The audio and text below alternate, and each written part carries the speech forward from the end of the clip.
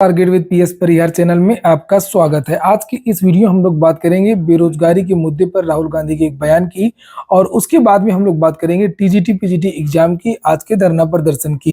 आप लोगों ने देखा था कि 2 दिन पहले संसद के लोकसभा में कुछ छात्र कूदे थे और कुछ छात्र छात्राओं ने बाहर प्रदर्शन किया था। उसको लेकर गिरफ्तारियां भी हुई थी और इन छात्राओं के बयान भी आए थे, जिसे आप लोग यहाँ पर देख सकते हैं। और जिसमें से तो हमारे पास कोई माध्यम नहीं, कोई डायरेक्ट वजह है, कोई वजह है किसी संगठन से हैं आप? नहीं, हम किसी संगठन से नहीं है। आम जनता है, स्टूडेंट है हम, क्योंकि हम बेरोजगार हैं।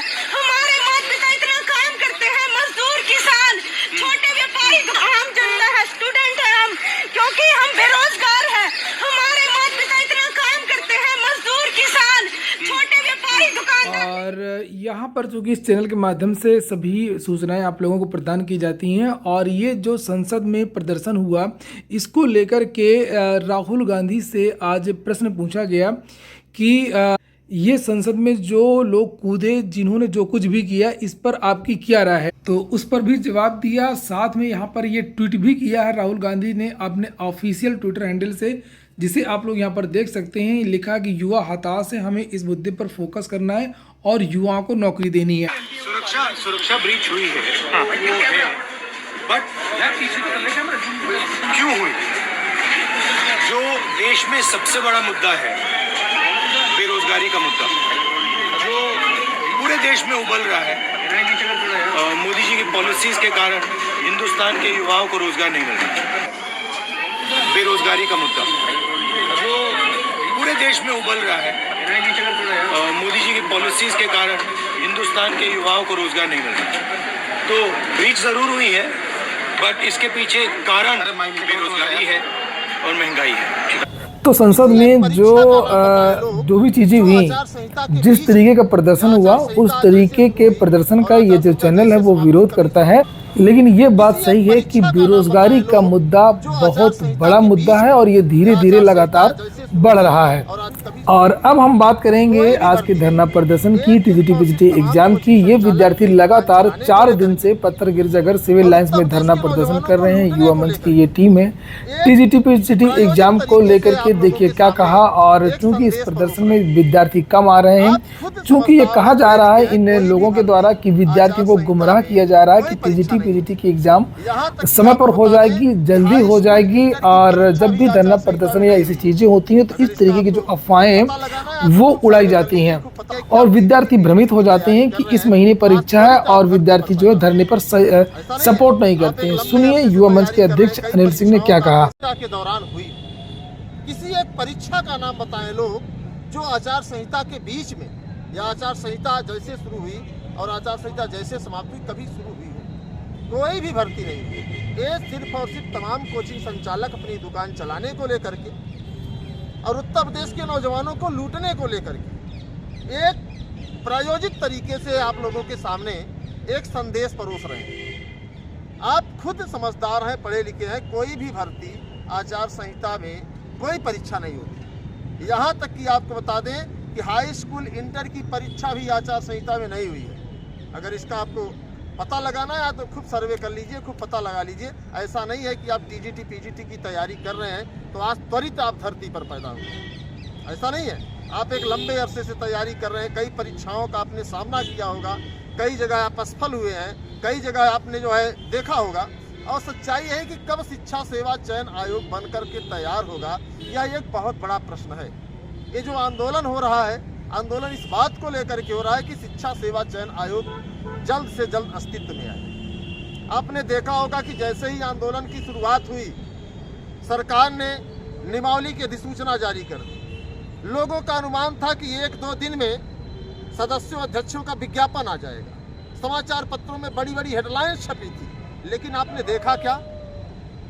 विज्ञापन आया क्या? तो इन सभी चीज़ों को आपको एनालिसिस करना होगा। अगर इन बातों को आप नहीं समझ पा रहे हैं तो निश्चित तौर पर मैं समझूंगा कि आप ज़्यादा समझदार हैं। जो साथी यहाँ आंदोलन में आ रहे हैं उनको बहुत बहुत धन्यवाद कि कम से कम वो समझ पा रहे हैं कि यार हकीकत क्या है। आपको बता दें 2017 में अध्यक्ष के चयन में 2 साल लगे थे। लगातार आमरण अनशन आंदोलन धरना प्रदर्शन चल रहा था, उसके बावजूद। और 41 तो 63 पदों का ये विज्ञापन है। और हम लोगों की लड़ाई इतने पर ही नहीं है, हमारी लड़ाई है कि टीजीटी पीजीटी जो विधानसभा में 25,000 पदों का डाटा प्रस्तुत किया गया है उसको विज्ञापन में शामिल करने को लेकर के। आप यह भी जानते हैं कि नियमावली में 3 साल से ऊपर अगर भर्ती हुई तो स्वतः रद्द मानी जाएगी, विचार करके जो है शिक्षा सेवा चयन आयोग स्वतः रद्द कर देगा। तमाम लोग कह रहे हैं विज्ञापन रद्द होगा, क्या होगा, ये तो बाद की बात है। लेकिन हमारी जो लड़ाई है टीजीटी पीजीटी में उन 25,000 पदों को जुड़वाने को लेकर के है। हमारी लड़ाई तदर शिक्षकों की सीटों को शामिल कराने को लेकर के है। अगर पूरा डाटा देखा जाए तो लगभग 48 से 50,000 सीटें खाली हैं माध्यमिक विद्यालयों में। ये लड़ाई इस बात को लेकर के, तमाम लोगों के मन में सवाल चल रहा होगा कि ये जो आंदोलन हो रहा है कि नेतागिरी हो रही है। तो हम लोग मंत्री मिनिस्टर सांसद विधायक नहीं बन रहे हैं। हम लोग भी एक शिक्षक के लिए, जो भी साथी है सब एक शिक्षक की नौकरी के लिए ही जो है लगातार प्रयास कर रहे हैं। इनको लगता है कि अगर सीटें नहीं बढ़ेंगी और जिले स्तर पर परीक्षा होगी, इस बात को आप लोग जानते ही हैं। आपने नियमावली अच्छे से पढ़ ही लिया है, तो शायद 41 तो 63 पद चुरमुरा की तरह पता ही नहीं चलेगा। जब 15,198 पदों का पता नहीं चला तो 41 तो 63 पदों का पता कैसे चलेगा। साथ ही साथ एलटी जीआईसी प्रवक्ता के विज्ञापन को लेकर के भी हम लोग लड़ रहे हैं। और जो सबसे बड़ी लड़ाई है शिक्षकों के सेवा सुरक्षा को लेकर के, धारा 18, धारा 12, धारा 21, जहां पर हमारी आपकी सुरक्षा है। हम शिक्षक बन जाएं तो कोई प्रबंधक जी जबरदस्ती जूता मार के विद्यालय से न खदेड़े। ये बात आपको समझनी होगी। अगर आप इस बात को नहीं समझ पा रहे हैं तो निश्चित तौर पर या तो आप गुमराह हो रहे हैं या तो आपके अंदर समझने की क्षमता नहीं है। तो मित्रों, अभी वक्त है, चुनावी माहौल है। मैं आप लोगों से बार बार यही कह रहा हूं कि सिर्फ 10 दिन का वक्त निकालिए और उस 10 दिन के वक्त में आपकी ज़िंदगी बदल जाएगी। और अगर यकीन नहीं है तो आप आजमा कर देख लीजिए। जब से हम लोग बैठे हैं खलबली है पूरे प्रदेश में। सरकार की जमीन हिल रही है कि आखिर ये उत्तर प्रदेश का नौजवान इस चुनाव के दौरान, चुनाव आने वाला है और आंदोलन छेड़ दिए हैं तो कहीं ना कहीं हमारी सत्ता पर इसका असर पड़ेगा।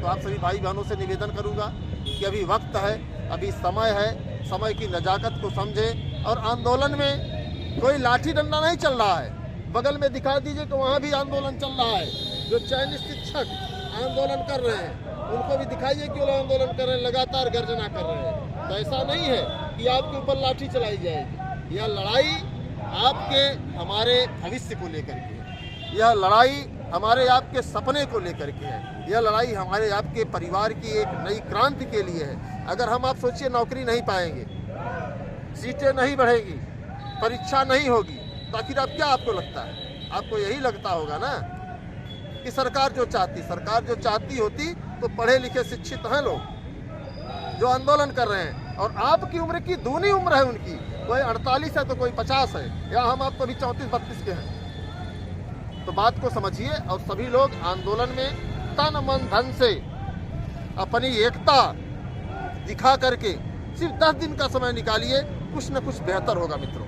और मैं चाहूँगा कि जो भी साथी प्रयागराज में हैं वे लोग तो जरूर आएँ, और जो अन्य बाहर जिले में हैं उनको भी मैं चाहूँगा कि आप लोग जरूर आइए। एक ही दिन के लिए आंदोलन में आइए, लेकिन आप आएंगे तो ये लगेगा कि कम से कम उत्तर प्रदेश का नौजवान इस आंदोलन का समर्थक है। उत्तर